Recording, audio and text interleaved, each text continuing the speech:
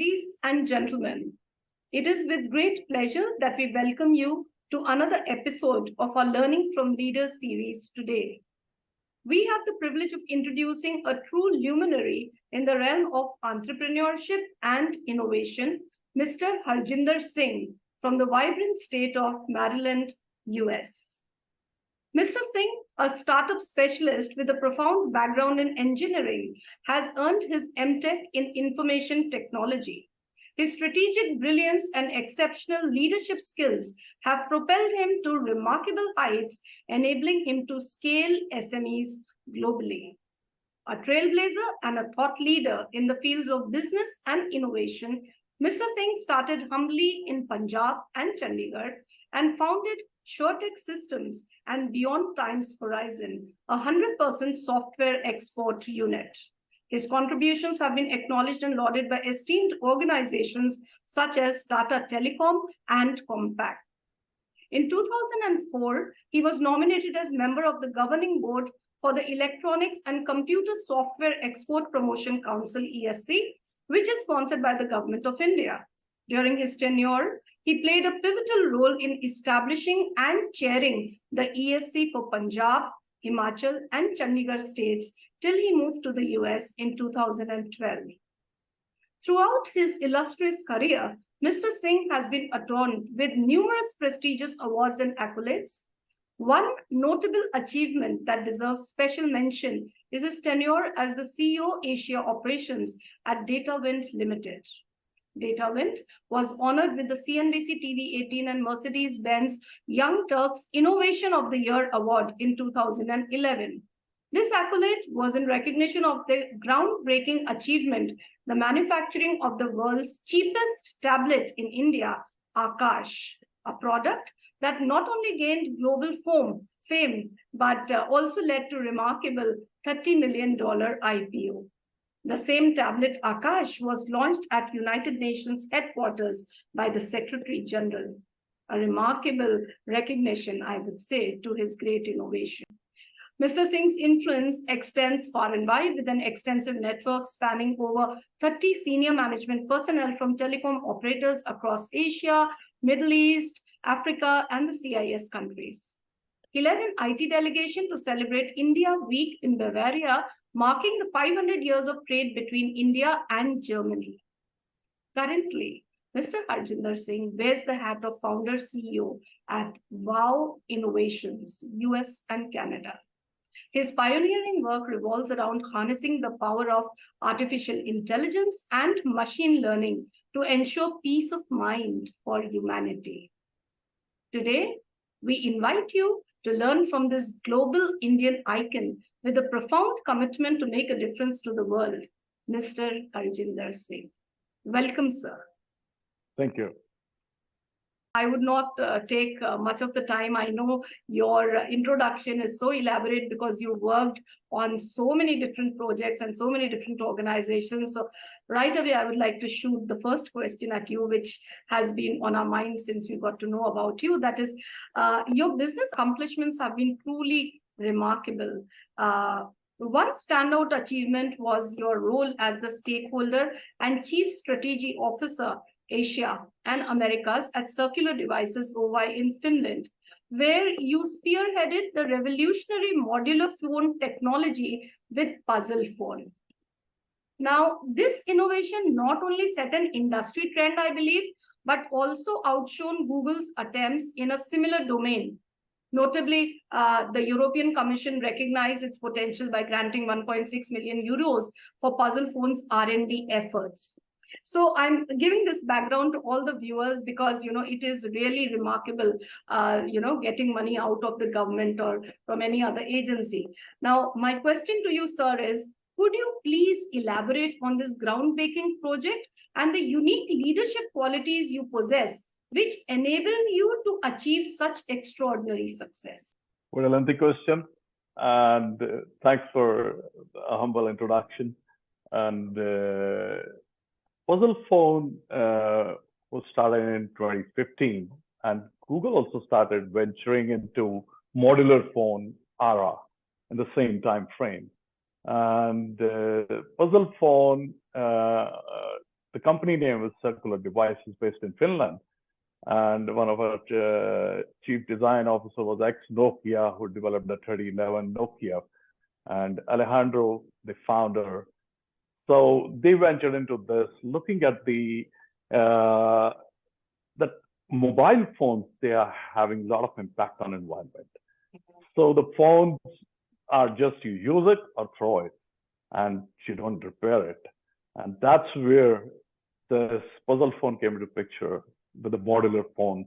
And puzzle phone was just as a futuristic product, and it was awarded a catalyzing disruption innovations award by Green Electronics Council of USA at a worldwide competition in IFA Berlin in 2016, in Germany. So AMD, Samsung, Xerox, and US Department of Energy, iFixit, World Loop were other finalists. So that was a remarkable achievement. And we were just in the initial stages at that point, and in a prototype stage. And this achievement was remarkable. And it was supported by European Commission. They gave us Seal of Excellence, and they provided us grants around 1.6 million euros for that venture. And this was with the Horizon 2020 project, Sustainability Smart Project of European Commission. This was coordinated by Fraunhofer Institute of Reliability and Microintegration in Germany. Carsten was our project coordinator. He also awarded us a certificate of performance. And so this was an amazing innovation. And in this innovation, though it couldn't see the light of the day, but we really set a trend. And we got the acquisition offers for this of around $20 million for acquiring it. And but we missed the bus, and owing to the COVID pandemic. And we and my founder, we thought we could be a $1 billion company, because we were being compared with the Google era. And you know, in startups, there are always risks, and but it is what it is. And but this has really changed the scenario in the mobile industry, and the whole industry today, even Apple and Samsung, who refuse to repair the phones, they now repair the phones. They have to do it. Great. So that's a remarkable achievement. Definitely, sustainability is a big issue, and we need to really take care of it. So, sir, the second part of the question, since it was very long, I'd repeat: what leadership qualities you possess that people should develop in themselves if they want to be successful in such type of huge projects, challenging ones? So, see, first you need to be clear within yourself. And once you know your strength, and it's a risk-taking area. And because you have to take the decisions, and as a startup, so there are very few people to support you. Mm-hmm. And you're talking, it's like looking at the abyss, as Elon Musk says. Doing startup is like looking at the abyss or eating glass. I mean, it's a road which nobody has seen, and you're talking about that. So once you're clear with your vision yourself, and then I think it's a matter of your commitment. And once the vision is clear, the leadership comes by itself. And the most important thing, which has really helped me every time, is that you just flow with the flow of time. Mm-hmm. And without complaining, because there are always ups and downs. And then the divine interventions come in, and the miracles happen. And that's what I've been seeing. And that's what is my mantra. And so my mantra is that I get in gear the early morning and meditate to become stronger magnet and to filter the negativity which is available in amendment. Okay, great. I mean, this is something that people really need to hear, because generally when I, address students in universities or other institutions of learning, they generally tell me, ma'am, spirituality is for old age. So, the techniques that you're talking about, you should teach us later on in life. And I always tell them, no, spirituality, any type of spiritual practices are like watering your roots. And if you do that, you are bound to flourish in every aspect of your life. So, coming from you, I'm sure now it must be clearer to people that how important meditation is, since, it is one of the very important practices you observe first thing in the morning. So thanks for that input. Besides, of course, identifying the strengths and having a vision, commitment, and, the divine intervention is really, really very important, which people need to believe in. And I'm sure it would transform their lives like it has yours. The divine intervention comes only when your intent is clear and it's not greed. Mm-hmm. Your intent should be very clear. My intent has always been to help masses, how to help the people at the bottom of the pyramid. And that's where, when your intent is clear, divine intervention happens. Wonderful, wonderful. So moving on now to the next question. My role model has been Dr. APJ Abdul Kalam Sahab, and he has been a role model for many. But one thing which I understood when I read many of his books and articles, that he balanced spiritual wisdom with scientific excellence. Now, your reputation echoes a similar sentiment. I've heard my seniors, Major General Chatwal and others, praising your exceptional blend of spiritual insight with scientific acumen. I read your statement where you said, any goal less than enlightenment is too small. And, it really resonates deeply with me. So additionally, your efforts in upgrading the IT infrastructure to address the impending Y2Q issue, which is a global concern of governments worldwide, further showcases your dedication towards doing something substantial before we are facing such a major challenge. So in this context, I'm intrigued by the relationship between spirituality and scientific logic, which is very difficult for most of us to comprehend. Could you please elaborate on how VAO Innovations is harnessing this unique combination to tackle various challenges that humanity is facing or will be facing in the near future? And how does this synthesis of spirituality and scientific reasoning guide your approach to such pressing issues? Wow. So wow means we are all one. It's time to wake up. So I came across a quantum physicist research, and he said we had concluded it's time to wake up, we are all one. And that's where the name VAO comes. Great. I believe in it. I strongly believe in it. And though I'm not enlightened, but the people who are enlightened and whom I have read, they say that. And there is a very practical reasoning behind that, scientific reasoning behind that. And Dr. Kalam is too highly respected, and I also really have great regards for him, his humility, simplicity at the level he was. So if you see the various scientists' perspectives, knowingly or unknowingly, they also mean similar. Some say we are not religious, we don't believe in, but some way or the other, inside of them, they believe in. Look at the Einstein's theory. I mean, he said the motion is always relative to space and time. They exist in relation to each other.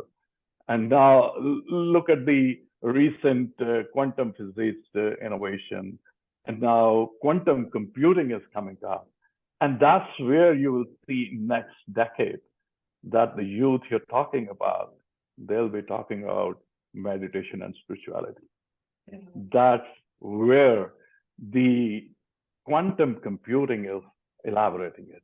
And when it comes to VAO Innovation was my permanent part-time. till I go from this world. And my mission is to help the masses, as I said. And the biggest issue in all of us is we are too ambitious. It's not to be bad to be ambitious, it's good, but till you are in control of it. And under that guise, under that race, we become stressed, we have anxiety. And that's what VAO is addressing.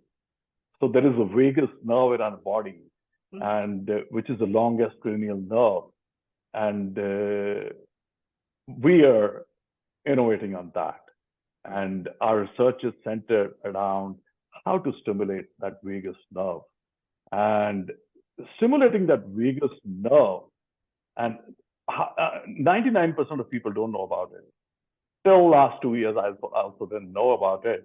But since I've been practicing meditation for the last almost 40 years, and I realized I've been doing it. And I've been stimulating it unknowingly. And this is the easiest way to get rid of anxiety and stress. And that's what VAO Innovations' biggest contribution is going to be in this time of stress and anxiety. And I can explain you a little bit on vagus nerve, what it is, and how science. So this starts from the navel and it goes still up to the brain. It goes to 80% parts of the body. It goes to brain, it goes to heart, it goes to lung, it goes to kidney. And if normally we are in anxiety or stress mode, and there is a sympathetic nervous system which is always on.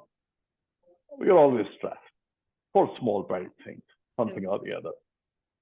So if you know how to stimulate your parasympathetic nervous system, which can be done through your vagus nerve stimulation, and it's very simple. It's not complicated. It's just a matter of practicing, chanting, smiling, laughing louder, and singing louder. These are the natural ways. And industry normally tries to bring solutions with some riders of making money. So they have made a device which they bring close to the neck. And from here, they stimulate the vagus nerve. That costs around $30,000, which everybody cannot afford.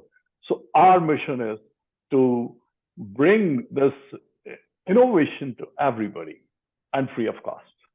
That's what our mission is. So how to stimulate your vagus nerve, how to stimulate your parasympathetic nervous system, that's the objective. Once you know it, whatever situation you are in, you can calm down your stress and you can get rid of many of your ailments naturally.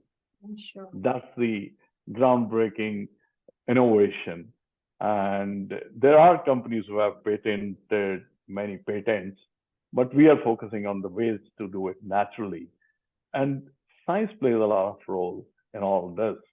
And science has started recognizing this. Question. I can go on and on this.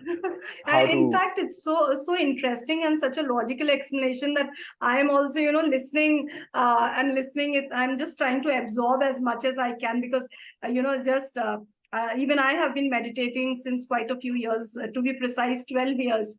And therefore, Wonderful. I do it as a practice. But I, heard in one of your videos that the thinking brain and the emotional brain. So, the emotional brain, one can be controlled, the other cannot be. And I was just relating to it that, yes, when I meditate, the thoughts really don't stop completely, no matter how much I try. And in fact, the more I try, the more difficult it becomes. So when you talk about, the mental health and the well-being of an individual, so much is required in this field, especially by people who are working in corporates under very stringent deadlines they have to deliver. That, generally we see in HR that there are cases of burnout and we need to, take care of it. So I'm sure what you're doing at VAO, and that too, at very low or no cost, that would really benefit humanity. So hats off to you for such wonderful thing that you have envisioned? No, thanks for the blessing.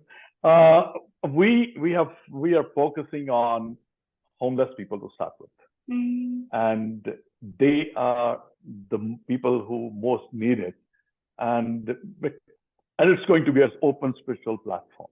Right. Just rise above all the religions. Whatever you want to chant, you chant. You want to chant a song, you chant a song. Okay. But chant it from within, from your navel. And we are building app to measure it. And so that's the challenge we have. And the thinker brain and the feeler brain. So there are two parts of our brain. So normally we are governed by the thinker brain every time. We're talking, something else is going on and on and on. So once you know how to practice it, and once you know you keep practicing it, then you can stimulate your feeler brain. And once, like you go to a seaside or any beauty scene, your feeler brain gets activated. So you can't stop the thinker brain. People try to stop that. And even while they meditate, they'll say, oh, for today, for 2 minutes, I didn't have any thought. But that's also a thought. So the thoughts never stop. So they innocently say that, but actually those thoughts never stop. So the best way to is stimulate your vagus nerve and the feeler brain. And once you know that art, and you're always in bliss, come what may, whatever the situation. Right. And that's where the key focus is. And why we chose homeless people, because homeless people are the lowest, the most troubled people. They have anxiety. They are talented. Everybody has talent. Everybody has some passion or the other. Everybody is made for something or the other. So if we are able to bring them out of stress and anxiety, then we can, next step is help them to find what they're passionate about. Right. And once somebody knows what he's passionate about, he will do wonders in whatever field he is passionate about. And that's what the mission is. And the reason for this is, and the best way is you need to learn to talk to yourself. And once you know, so if you want to meet the creator, who's in everybody, all of us, we use different languages, different religions, but he's the same in everybody. And once you get enlightened, you will see the same light in everybody, not the outer picture. So that's what the enlightenment means. And that's what our mission is. Once people know their passion, so they do what they're passionate about, then the next step is to get enlightened and help others. That's what, and why I'm doing is because VAO mission is empowering the masses, spiritually and internally, getting divine blessings, and then we'll come to the corporates. There we will definitely charge something to make it sustainable. Something to make it sustainable. Yeah, because they can afford to pay, so why they can not? afford to Yeah. pay. You need to make your venture financially feasible as well. So yeah. Yeah. And if they don't pay, they feel that it's not worth it. Yeah, it's not valued much. Yeah. Okay, sir. So my another question that I want to ask you, Mr. Singh, is that your diverse expertise and extensive experience makes you a remarkably versatile individual. So in the course of your illustrious career, have you encountered any kind of pivotal dilemma, a moment that served as a turning point for you? And if yes, then how did you navigate through that dilemma? How were you able to take the right decision? So we are really curious to learn from your lessons and perspectives that, we all face dilemmas, how to get out of it and get to the right solution. Wow, dilemma is always part of it. That's part of life. And like I told you, we got an opportunity to get acquired for $20 million. And I talked to the founder and he said, we are going to be $1 billion company. I said, I also agree with you. But that was a dilemma. We could have chosen the other one. And $20 million is huge money. But, that's part of life. The best way is to surrender to the divine. And once you surrender, you talk to yourself, figure out what's but always try to see the filled glass. I mean, I can give you some examples. Once you thank God and with clear intentions, divine interventions play their own role. I have seen many times, and divine interventions keep flowing in till you stay humble. And I'll give you an example. When Akash was, when I took over DataWind in 2006, we were at a very initial stage. So I started talking about meeting Kapil Sibal. Mm-hmm. And my founder said, why do you need to meet him? Well, let's find out a distributor and go ahead. I said, let these both happen. I mean, if both happen, are they okay? Then he's fine. So then all of a sudden the funding is always very restricted in startups. So we managed a launch in West Bengal, and we are competing BlackBerry, which was at the top. Mm-hmm. We just had internet, BlackBerry had everything at the same cost. So Akash was in labs at the time.